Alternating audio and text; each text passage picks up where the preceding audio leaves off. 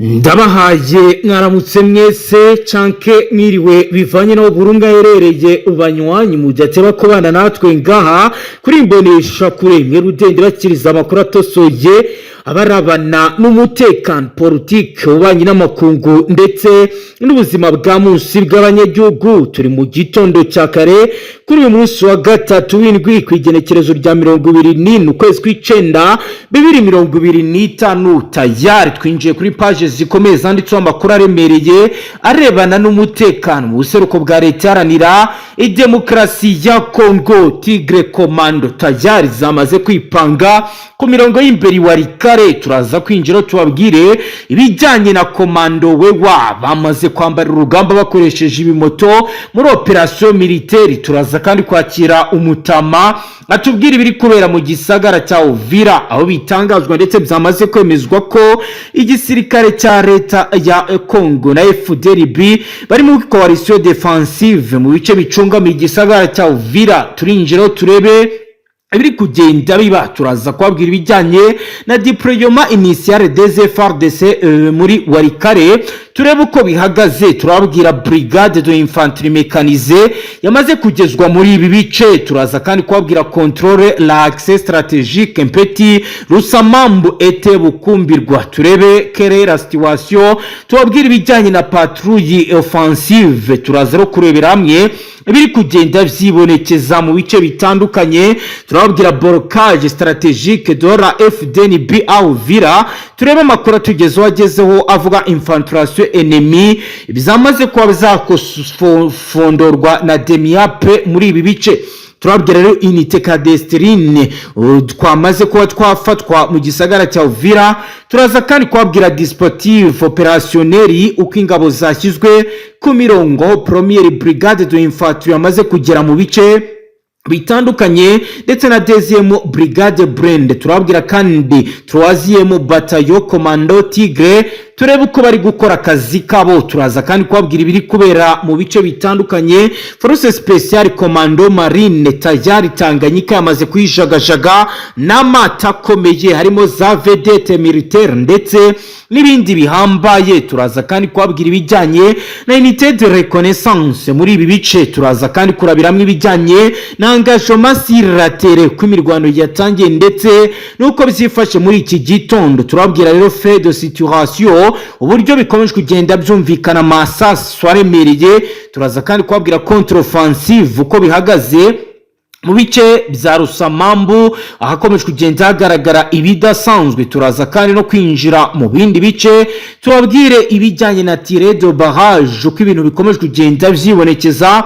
Turaza kandi kwabwira resultat temporaire uko kugeza ubu byifashe FARDC FDNB ndetse nuko izasarambwe zihagaze ku mirongo y'imbere y'urugamba nyuma y'itegeko rikomeye ruhitse gutangwa na General Sultan Emmanuel Makenga. Ese discipline y'izasarambwe ihagaze ite? Turaza kandi kwabwira amakuru akomakomeye arabana n'ububanyi n'amakungu turebe uburyo Kisekedi Chilombo akomeje gushinja igihugu cy'u Rwanda kuba cyaramutwaye abaturage b'igihugu cye. Ibi turaza kubyinjiramo mu buryo bw'iramvuye tubabwira ibyo Kisekedi agaragaza nk'ibimenyetso bikomeye. Turaza kandi no kugaruka ku ngingo zikomakomeye zijyanye no guhererekanywa imfungwa hagati ya leta ya Kinshasa ndetse n'umutwe wa M23. Turaza kandi kumva umutama wacu atubwira ibiri kubera mu misozi miremire y'umurenge aho rero umwe mu basirikare ba FARDC bayoboye intara yagaragaje igihe AFC na MRDP yahura na kaga.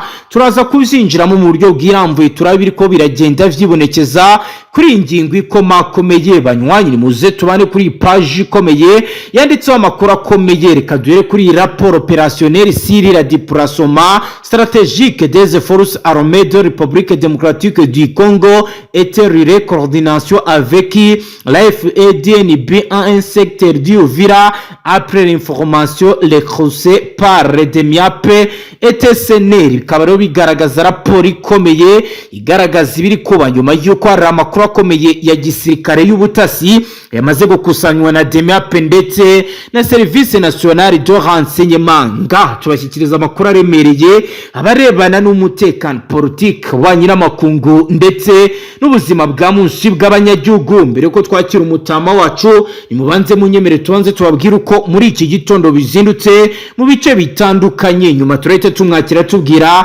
ibiriko biragenda vyibonekeza kuri dukurikiye bwa mbere. Ajye niyo mahirwe meza, icyo cyo ndasabone ntuzongera gucika ukundi n'amakuru nk'aya ngaya batosoye. Reka dutangire, turatangira tubabwira ko nkuko twabiyatangarije kuva kwa mbere w'indwi turimo ku igenekerezo rya 22 ukwezi kw'icenda 2025 manyi imyitozo idasanzwe yiswe Komando wewe yabereye ibuniya mu ntara ituri. Abasirikare badasanzwe ba FARDC baje kwerekana nk'unité spéciale yitwa Tigre Komando. Ibiri bikabyerekanye ko igisirikare cya leta ya Kongo kiri mu cyiciro gishya cyo kwigaragaza ku mugaragaro ko kugaragaza ubushobozi bwo guhangana n'icyo cyose bisi ko gishobora guhungabanya umutekano. Ariko nyuma y'imyitozo inkuru nyamukuru nuko FARDC izindutse mu rwego rwa operation militaire igamije gukumira icyerekezo cy'umutwe wa M23 FC mu gace ka Warikare mu ntara ya Kivu y'Amajyaruguru. Muri ako gace imirwano iremereye yari maze iminsi kubera hitwa Mpeti, ahitwa Rusamamba, ahitwa Rubukumburwa ndetse n'ahitwa Bureusi. Kuri ubu ibintu byamaze guhindura isura icyarimwe.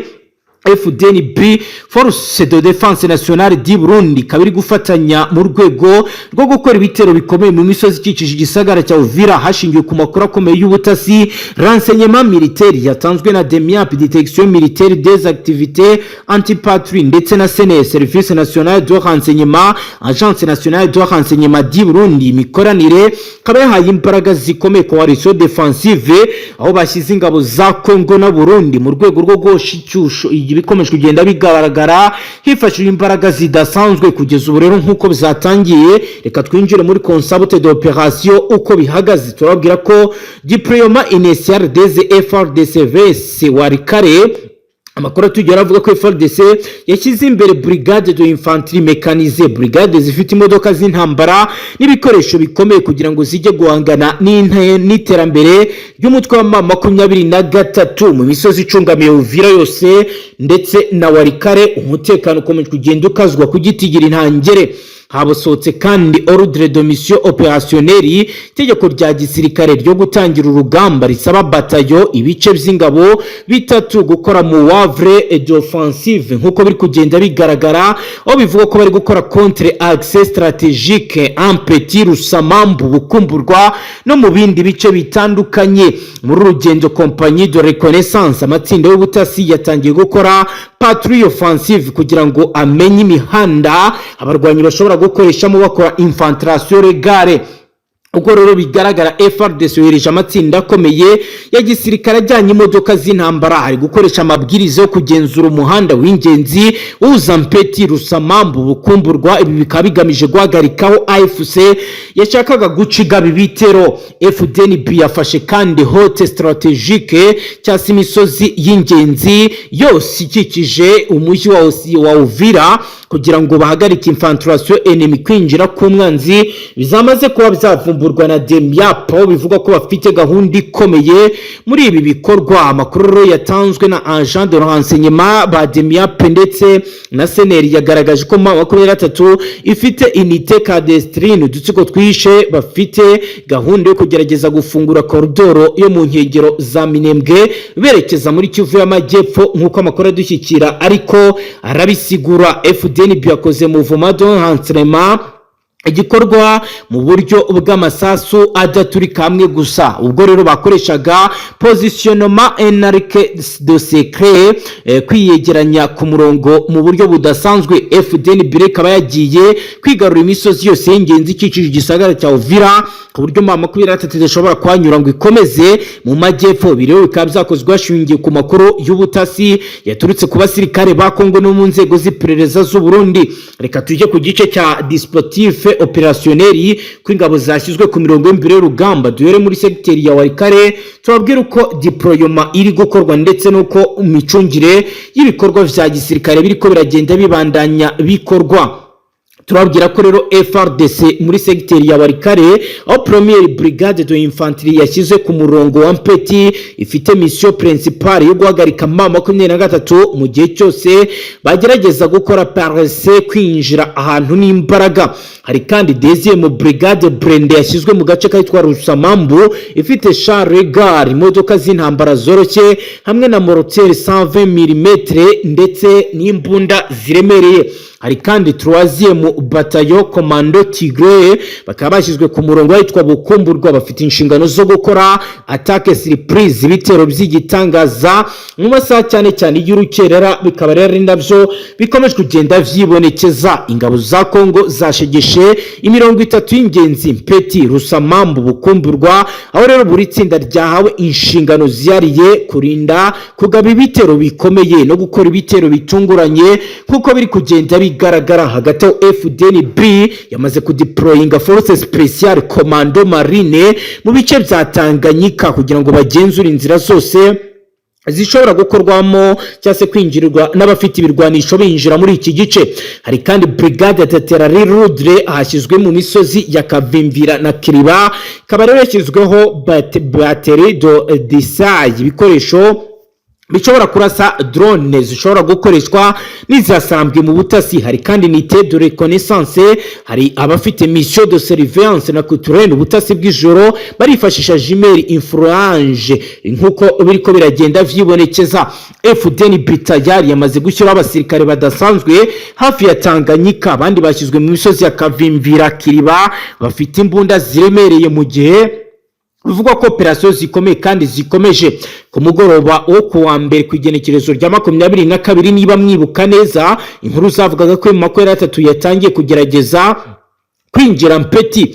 FRDC ikoresha fait de situation amasasu menshi yaturutse ku mbunda zitandukanye icyarimwe kugira ngo hagarike umuvuduko wa M23 muri Rusamambu. Force brigade za FRDC zakoze contre-offensive mu buryo bwihuse bigendanye n'amategeko ya doctrine militaire offensive kuko rero amakuru tugira bisigura. Icyarimwe FDNB iriya gusa imisozi ya Kavimvira yagaragaje ko hari tentative de infiltration kugerageza kwinjira mu buryo bw'ibanga bikaba zarakozwe n'agatsiko k'amabandi kari gafite bivuga ko gafitanye umubano ukomeye na M23 nkuko amakuru ari gutangazwa nabo ku ruhande rwa Kinshasa bivuga. Kugeza ubu rero reka tubabwire resultat temporaire uko urugamba rukomeje kugenda ruhagarara ndetse n'ibyo ruri kugenda rugaragaza. FRDC yabashije guhagarika M23 ku murongo wa Mpeti bituma korodoro yari igamije gufungura iguma mu maboko ya leta. FDNB yashyizeho bronchire defensive urukuta rw'ubwirinzi mu misozi ikikije Uvira, bityo inzu z'abaturage n'ibikorwa remezo bikomeye bikomeje kugenda birindwa ko zakibasirwa. Demiap ikomeje gukusanya amakuru ahanini arebana no kwinjiza intwaro zivuye mu bindi bice zinjizwa muri ibi bice. Uyu munsi rero bigaragara ko FDNB na FRDC bari mu rwego rwo guhuza ibikorwa byabo mu rwego rwa strategie conjointe. FRDC irarwana urugamba rukomeye mu misozi ya Walikale mu gihe FDNB irinda korodoro y'ingenzi muri Uvira. Ubu buryo bwo gukorera hamwe bushingiye ku makuru y'ubutasi cyangwa se amakuru y'iperereza yabanjije gukusanywa, akaba ari gutuma ibikorwa byose bigenderwaho. Hagati aho rero Brigadier General Edi Kapenda wayoboye iresho militaire ya 22 y'ingabo za Repubulika Iharanira Intwaro Rusange ya Kongo akaba afite icyicaro cyahahoze ari Katanga yatangaje ko kuba Alliance Fleuve Congo M23 ikomeje kwigarura uduce twinshi two mu burasirazuba bw'iki gihugu cyabo bidateye impungenge zikomeye ngo keretse igihe yakomeza igafata ibice bya Katanga ngo nicyo gihe bizaba bikaze. Ariko avuga ko igihe cyose ibi bice barimo ari ukwibeshya kuko bagifite ibice binini bagenzura. Uyu musirikare ufite ipeti rya General de Brigade yatangaje ibinyuma y'aho umutwe wa 23 wa FC ufasha agace Kanzibira gaherereye muri teritwari ya Warungu mu ntara ya Kivu y'Amajyepfo. AFC de MRDP yigaruriye kari agace kazwiho kuba karimo amabuye y'agaciro ahanini nka zahabu n'andi akomeye. Nyuma y'imirwano ikaze yasize abarwanaga nabo ku ruhande rwa leta bayabangiye ingata bagahungira mu bindi bice biherereye kure ya Nzibira. General Kapenda yasobanuye ko atanga ariwo umutima w'igihugu cyabo cya Repubulika Iharanira Demokarasi ya Kongo, bityo ko mu gihe amaboko yabo nta kibazo cyaba cyari mu gihe babigaruriye ibice. Yakomeje asobanura ko nubwo AFC MLDP yakomeza kwigarura utundi duce dushya two mu burasirazuba bw'iki gihugu bitahungabanya ubusugire bw'igihugu cyabo, ngo kuko ikibazo cyo yagaragaje cyane ni igihe baba bamaze gufata Katanga. Reka twumve Umutama akomeza atubwira ibindi vyirambuye. Ubu rero biravugwa neza yuko abarundi nabo bafite nyine ubwo hanga bamaze ngo babyiga bakagera hafi y'ibikorwa remezo bigiye bitandukanye ngo gucungana nabo 23 ngo baje kwinjira muri uyu mujyi kugira ngo uburyo bwa nyabwo.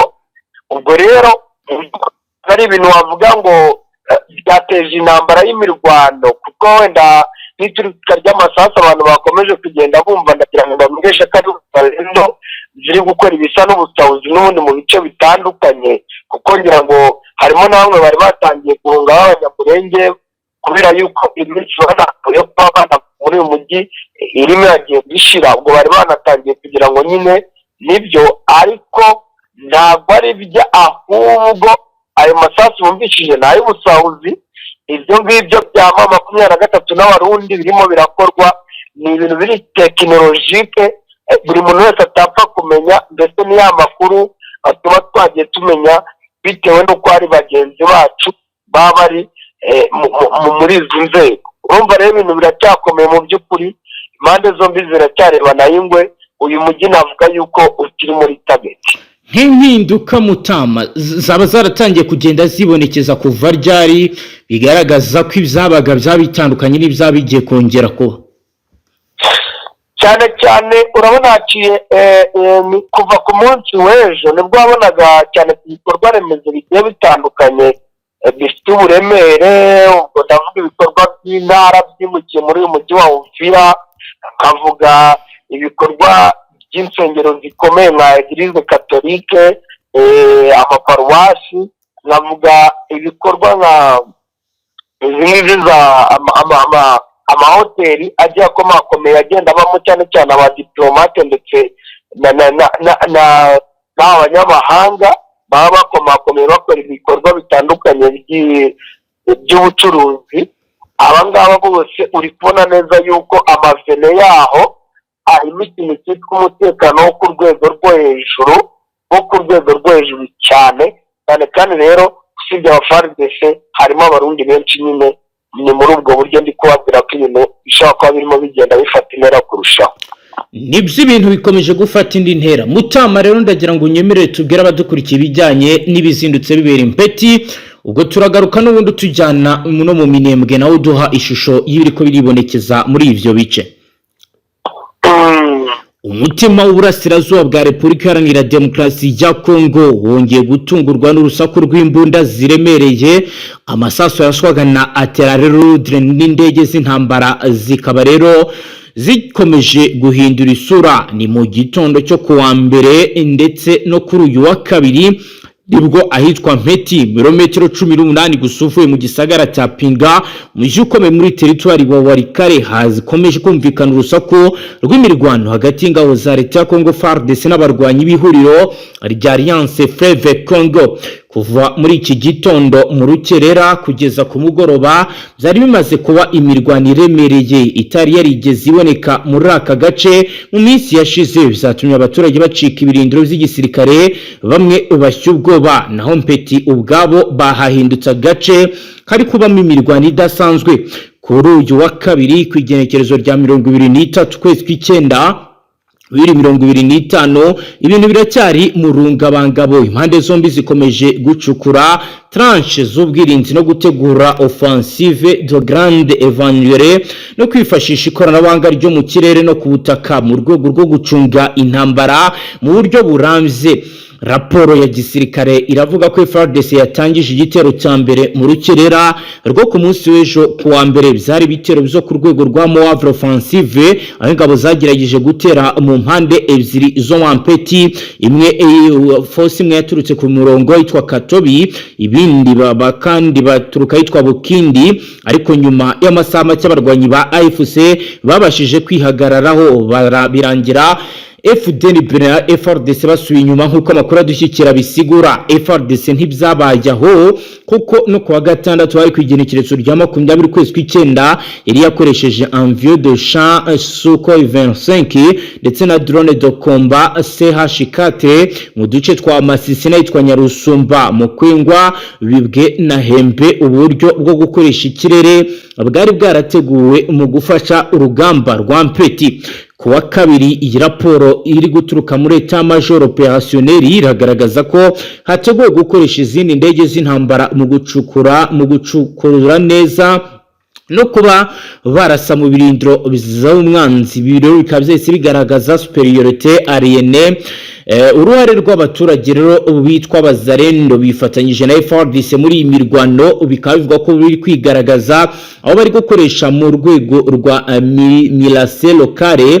Bakaba bafite intwaro zoreje Fusel AK-47, mitrailleuse Regard ndetse n'ubumenyi bw'igice. Bazarendo cyane cyane bari gutanga amakuru ku mihanda mito no mu misozi. Bakaba rero bari gukora ibidasanzwe bifashijemo na renseignement tactique nk'uko amakuru atugeraho. M23 kaba rero yaranzwe n'ubushobozi bwo kwihagararaho mu buryo bwa defense mobile n'ubwaga bw'ibitero byose, na FARDC bizarangiye ifashe Mpeti yose ndetse ikayicungira umutekano kugeza mu gitondo cyo kuri uyu wa kabiri nibo bayigenzura. Raporo z'imbere mu mutwe wa M23 ziragaragaza ko yashyizeho point de control ku mihanda ijya Pinga no mu nkengero z'ishyamba ya Mpeti. Umwe mu basirikare ku rwego rwa communication opérationnelle yatangaje ko AFC iri gukoresha radio VH Krebute mu guhuza ibikorwa, ndetse hari na raporo zivuga ko ibari gukoresha drone de surveillance mu kirere kugira ngo bakurikirane ingendo za FARDC. Bikaba byatumye igira ubushobozi bwo kubona aho ibitero biri guturuka bagahita babasha kubisubiza ku gihe AFC ifite intwaro ziremereye nka mortieri 120 mm, canon anti-aérienne ZAU 23-2 ndetse na arme anti-shell RPG-7. Kuri ubu mu gitondo cyo kuri wa kabiri izo ntwaro zirimo gukoreshwa mu buryo bwo kugenzura inzira zose zishobora kwinjirwamo na FARDC. Bikatuma rero aka gace ka Mpeti kibasirwa cyane n'urusaku rudasanzwe rwa za mortieri. Mu gitondo cyo kuri uyu munsi wa kabiri FARDC yohereje Lanforo yavuye i Walikale centre no mu bice bitandukanye. Aba basirikare bashya rero barimo abafite ubumenyi bwa guerre asymétrique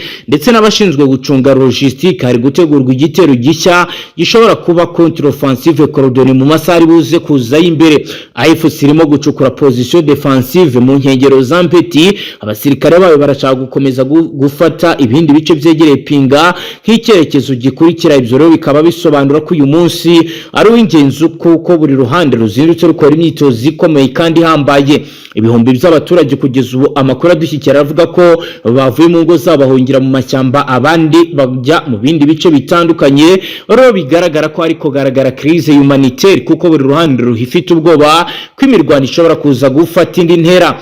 FARDC iri gutegura operation de retissage gukoresha Sukhoi 25 ndetse na drone CH4 hamwe no kongera effective bavuye. Bikaba rero bivuga ko ibi biri gukorwa mu buryo budasanzwe bitandukanye n'ibyagiye biba kuri uyu munsi wa kabiri w'igenekerezo rya 23 kwezi kw'icyenda 2025. Urubuga rwa Mpeti ruri hagati y'ifumba y'urumuri n'umwijima. FARDC ifite ubushake bwo kugarura igihugu icyubahiro muri Mpeti, mu gihe AFC ifite umugambi wo kwigarurira igice kinini cya Walikale mu nzira zerekeza Pinga. Ibintu byose biri mu ihurizo.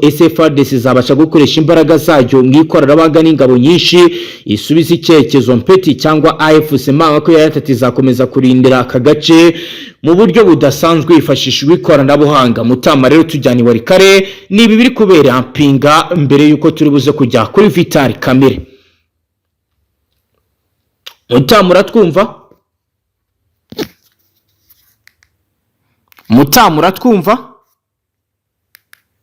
Mutamu uratwumva? ndakumva cyane makuru. Yego, wakomeza ukatujyana iwarikare ukatubwira ibiri ko biragenda vyibonekeza muri ivyo bice.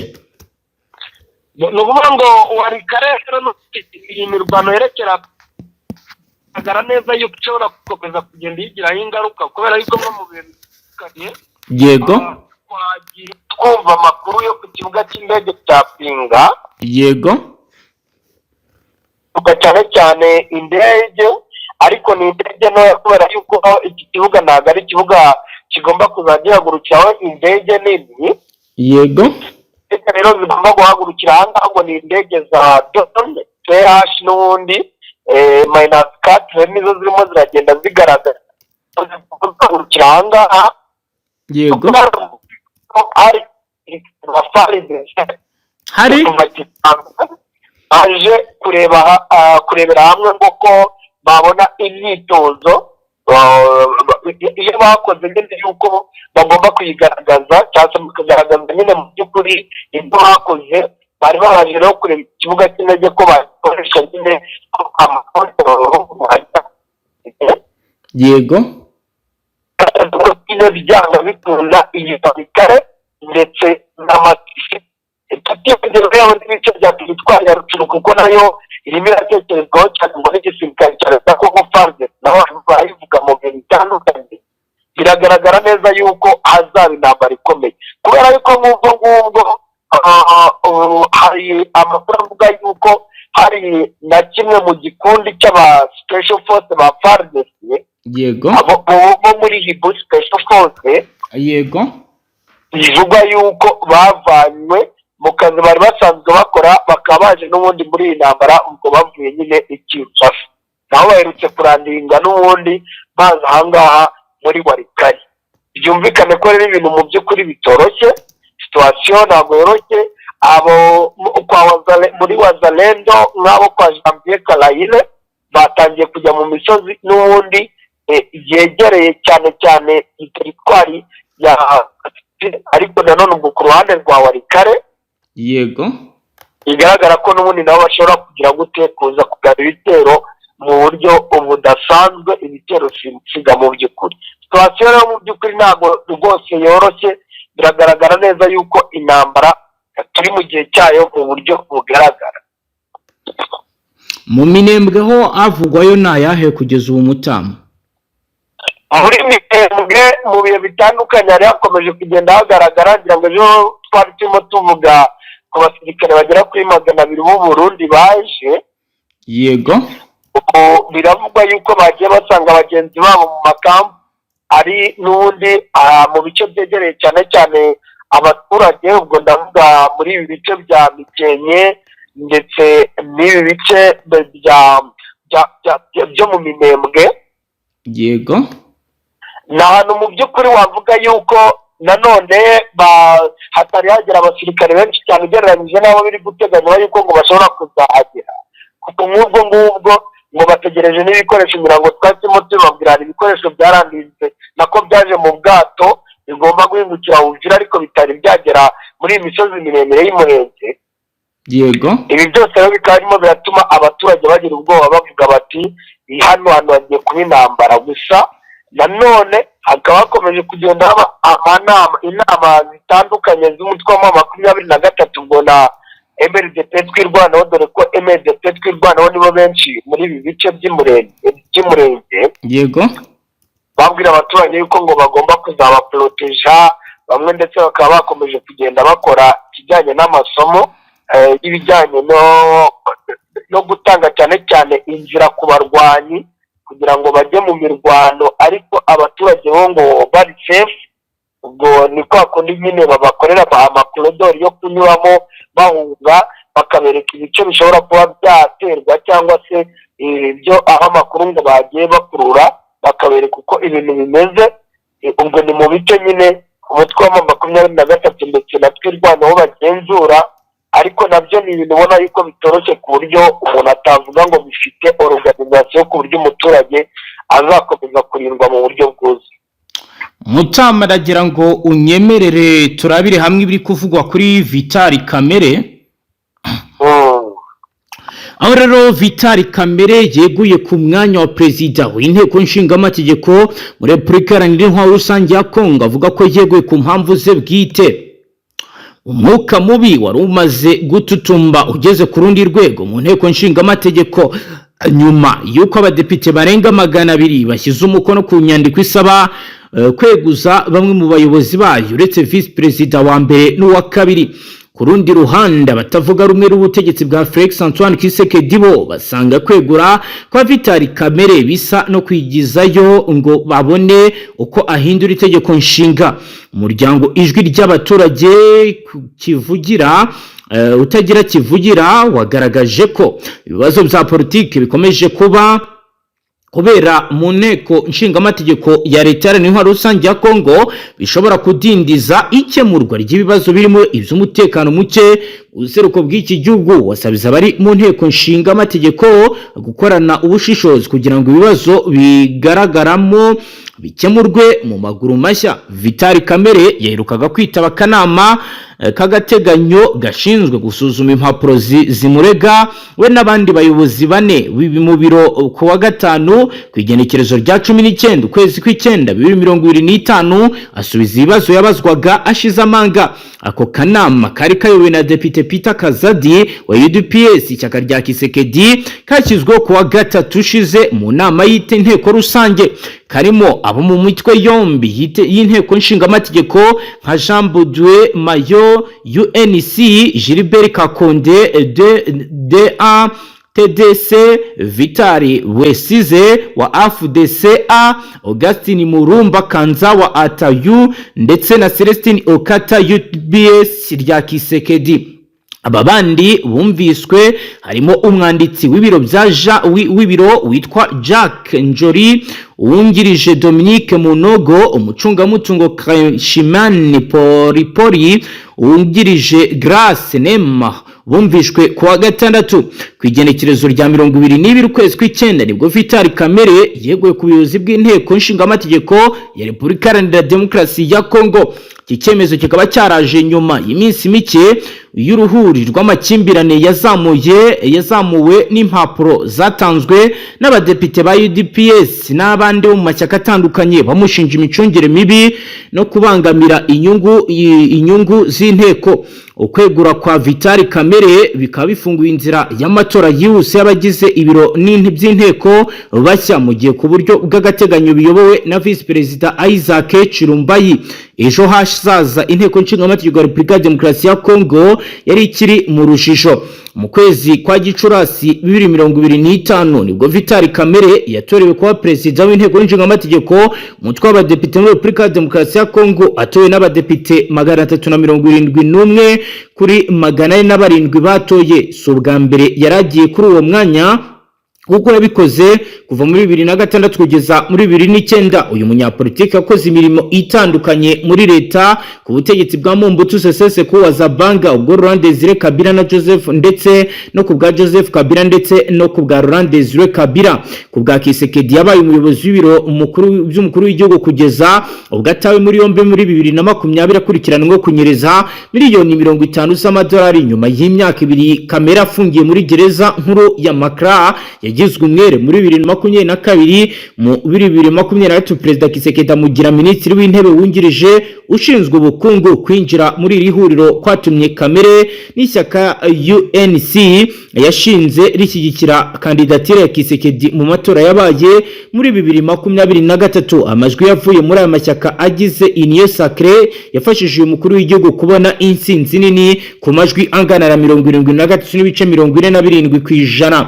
Mutama ndagira ngo tubwire ibiri kugenda bivugwa bijyanye na deployment y'ibikoresho biri guturuka i Bujumbura biza muri Uvira bihagaze gute? Amakuru ufite nayahe?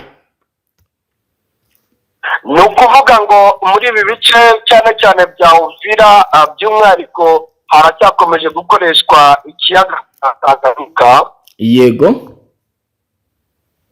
harimo haragenda hagaragara urujya n'uruza rw'amato, n'ubundi amato akaza rimwe na rimwe tukagira ngo na gisivile, ariko twajya kubona tukabona havuyemo ibikoresho byinjira mu makampu ya gisirikare.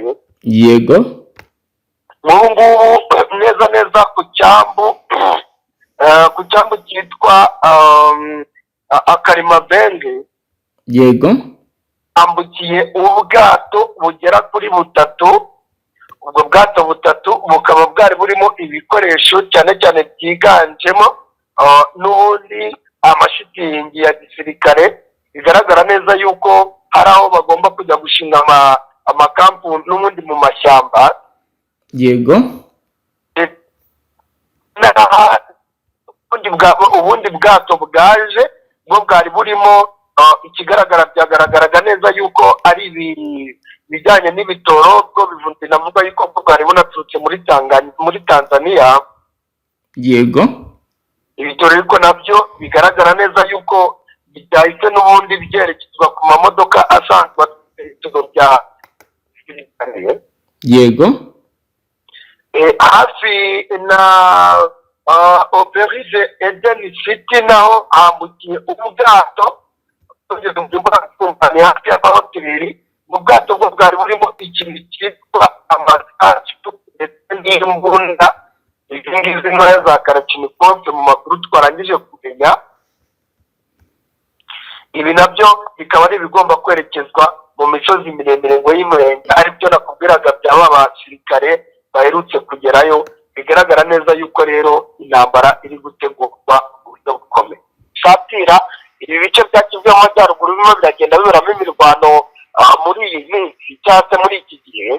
yego amakuru akanemeza yuko mu masaha y'ijoro haraye hagenda abasirikare benshi, aho igisirikare cya leta ya Congo FARDC ngo cyazanye abasirikare bagera kuri 26 bose bashinzwe ibijyanye na controle za drone hafi neza neza y'ibi bice bya Walikare, aho bamwe ngo banagejejwe ku kibuga cy'indege cya Pinga, akaba ariho bagiye gushinga agakontororo mu gatoya ka CH4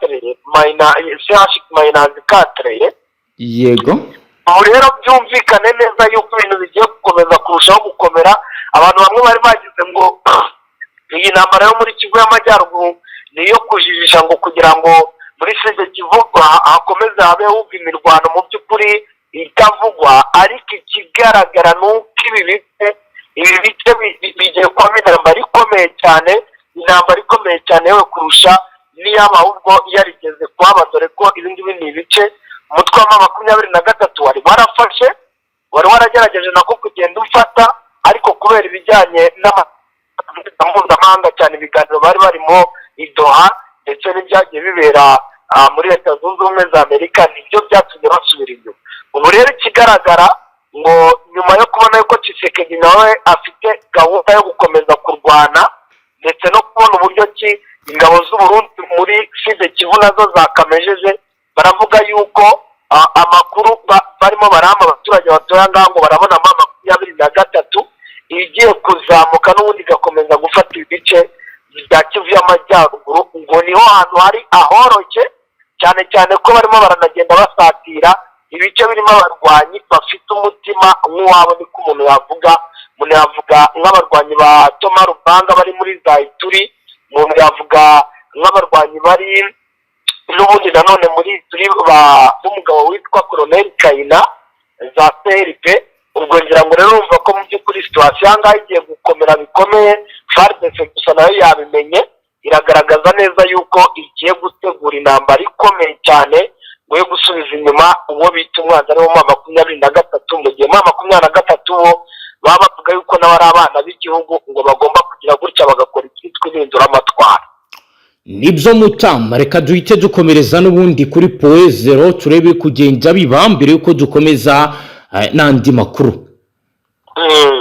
abasirikare b'u Burundi babarirwa muri 200 bakiriwe kuri Poe Zero ahazwi nko mu ndire ikomeye y'ibirindiro by'abarwanyi ba Wazalendo ndetse n'ingabo za Congo. agace ka Poe Zero gaherereye mu buseruko bw'iki gisagara cya Minembwe ahazwi nk'umurwa mukuru w'Umurenge muri Kivu y'Amajyepfo. aka gace ubundi ni nako gasanzwe kagabanya igice gituwe n'abanyamurenge n'igituwe n'abanyekongo barimo ababemba, abafurero n'abanyindu.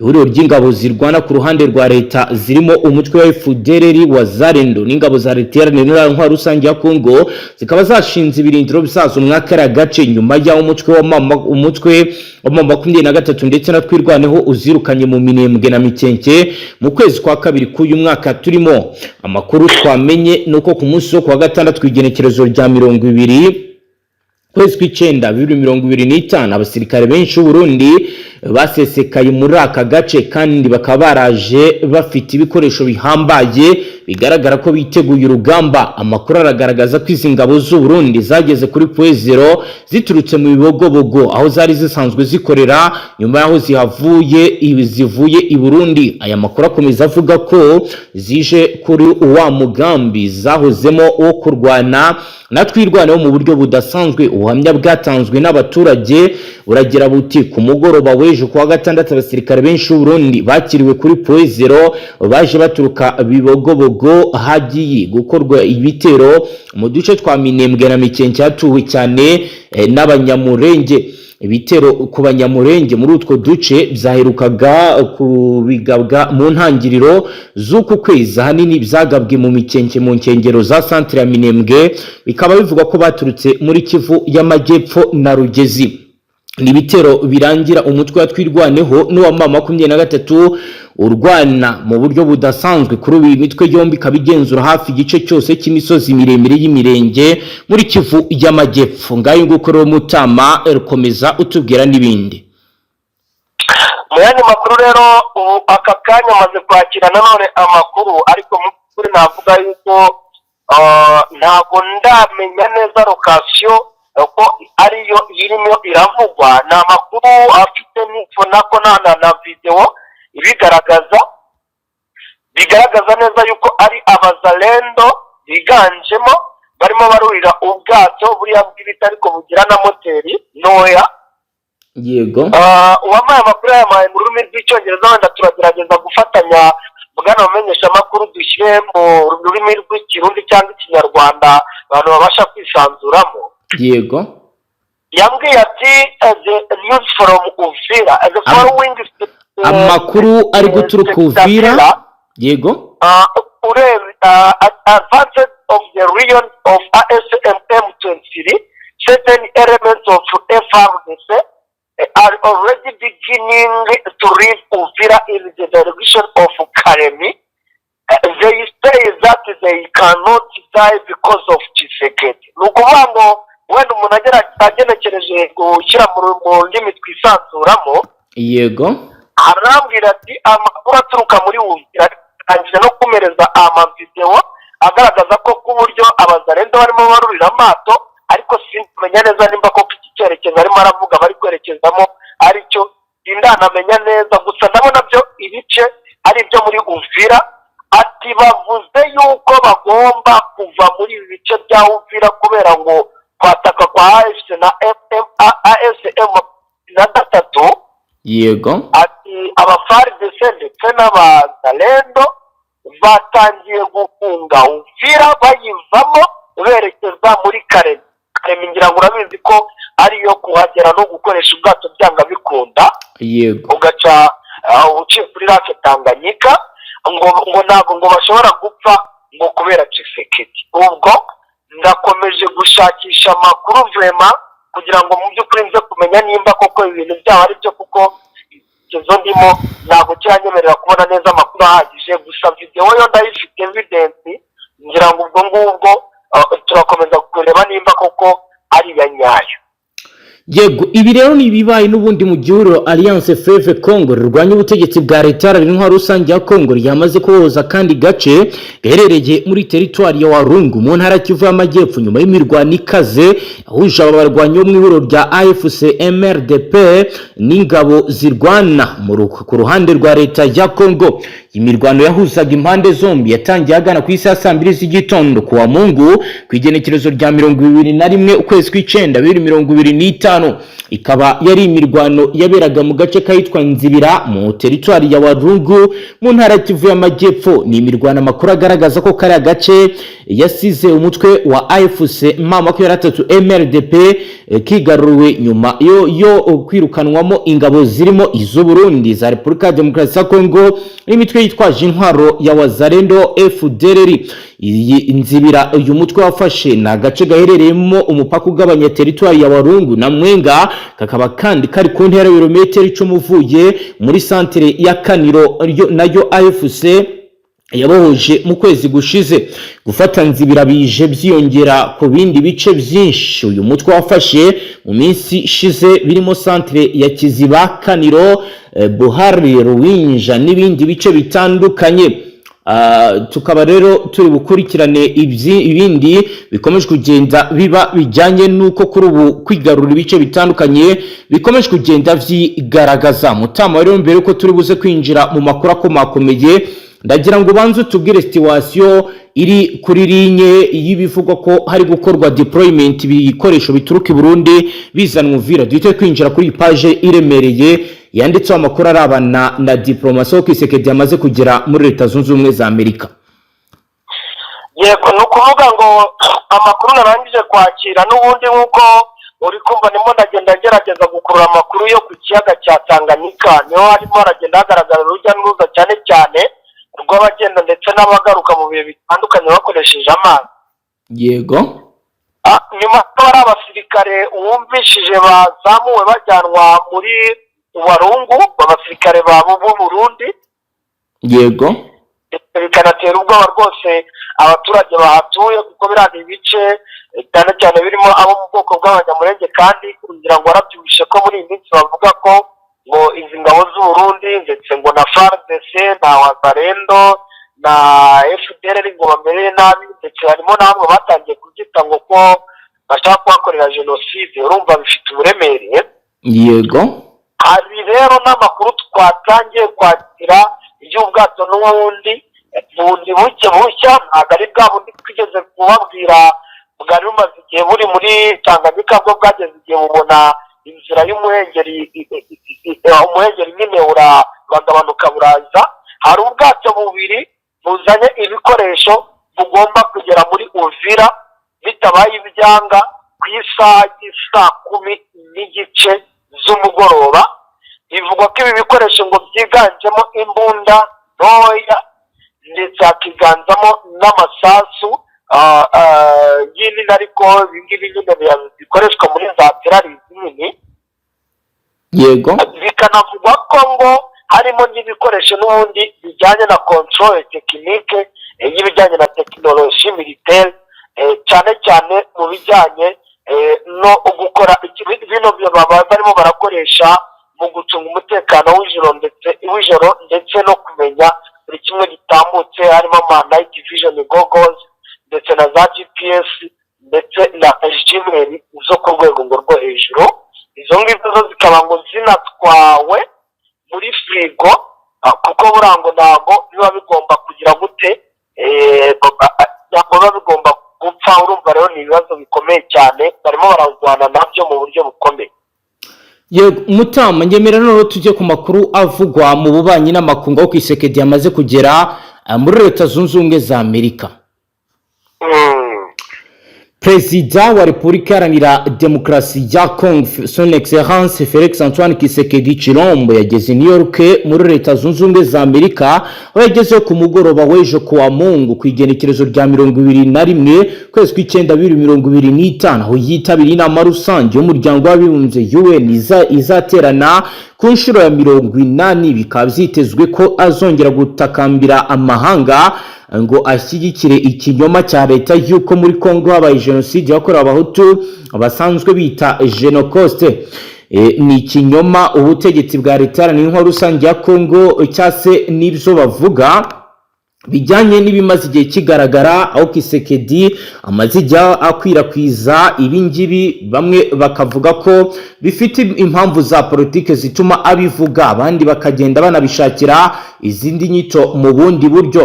Uko rero amakuru atugeraho biravugwa ko rero kuri ubu iyi nama ya Loni Kisekedi yitabiriye igamije kwizihiza isabukuru rero y'imyaka 80 Loni imaze ishinzwe, ikaba rero ifite ingingo ikomeye bizaganirwaho. Oro benshi bavuga ko hazaganirwamo ingingo zikomakomeye, ndetse Loni ikaba imaze ikazaba ifite insanganyamatsiko igira iti kuba hamwe biruta byose, imyaka irenga 80 mu bikorwa byo kunga ubumwe, iterambere n'uburenganzira bwa muntu. Uyu mwaka Kisekedi yagizwe vice perezida w'inteko rusange y'umuryango w'abibumbye. Mu nshingano ze harimo gufasha perezida w'inteko mu gukurikirana ibikorwa, gutegura no gushyira ku murongo w'ibyigwa ingingo zitandukanye, ndetse no kugenzura uko amategeko agenga inteko rusange yubahirizwa. Kuva ku wa kabiri ku igenekerezo rya 23 kwezi kw'icyenda, abakuru b'ibihugu bazatangira kugira icyo bageza ku nama y'inteko rusange ya Loni, nkaho perezida wa Leta Zunze Ubumwe za Amerika Donald Trump ariwe uzayifungura, mu gihe ku mugoroba Kisekedi azageza ijambo ku bazitabiriye inama. Ni ubwa gatatu azaba avuze mu nteko rusange ya Loni kuva yagera ku butegetsi. Ku rundi ruhande rwa Kinshasa, ibibazo by'ingenzi ni byinshi. Byitezwe ko Kisekedi azagaragaza imbogamizi z'umutekano muri Repubulika ya Demokarasi ya Kongo, ukomeza gusaba amahanga kwemeza jenoside yiswe Genocide, ndetse no gukoresha neza amahirwe y'ijwi n'ijambo bitangwa kuba vice perezida w'inteko rusange ya Loni, kugira ngo yigwirize amaboko mu gihe mu gihugu cye hakiri ibibazo by'umutekano. Ubutegetsi bwa Repubulika ya Demokarasi ya Kongo buragaragaza ko mu myaka 30 ishize abarenga miliyoni 10 bamaze kwicwa, abarenga miliyoni 5 z'abanyekongo bava mu byabo imbere mu gihugu, n'abandi barenga miliyoni 5 bahungira mu bihugu by'amahanga birimo n'u Rwanda mu gihe cy'imyaka 30 ishize. Ibi bikaba bishingirwaho n'ubwo butegetsi bugaragaza ko habayeho jenoside yakorewe abahutu muri Repubulika ya Demokarasi ya Kongo, ndetse inshuro nyinshi hagaragara ibintu benshi bavuga ko bidasobanutse. Ubuyobozi bwa Kisekedi bwagaragaje ko ubwicanyi bumaze imyaka bubera muri Repubulika ya Demokarasi ya Kongo guhera mu mwaka w'1998 bwakitwa jenoside aho kuba Genocide, kuko bumaze imyaka buvugwa. Abenshi mu basasanguzi mu bya politike bo muri Repubulika ya Demokarasi ya Kongo bagaragaza ko nta jenoside yakorewe abahutu yabayeho muri icyo gihugu, ahubwo bakanenga ubuyobozi bubi butita ku baturage bwabaye intandaro y'abapfuye mu burasirazuba bwa Repubulika Iharanira Demokarasi ya Kongo. Utama, reka dusoreze ngaha tugushimire cyane. Murakoze cyane bwana mumenyesha makuru. Namwe banywanyi mudateba kubana natwe ngaha kuri Mbonesha kuri mwe Rudende bashyikiriza amakuru atosoye abarabana n'umutekano, politiki, ububanyi n'amakungu, ndetse n'ubuzima bwa munsi bw'abanyagihugu. Reka dusoreze ngaha tubashimire cyane kuri dukurikiye bwa mbere, tushonda sabone ntuzongere gucika ukundi n'amakuru ndetse n'ibiganiro tubashyikiriza ngaha. Astra Vista.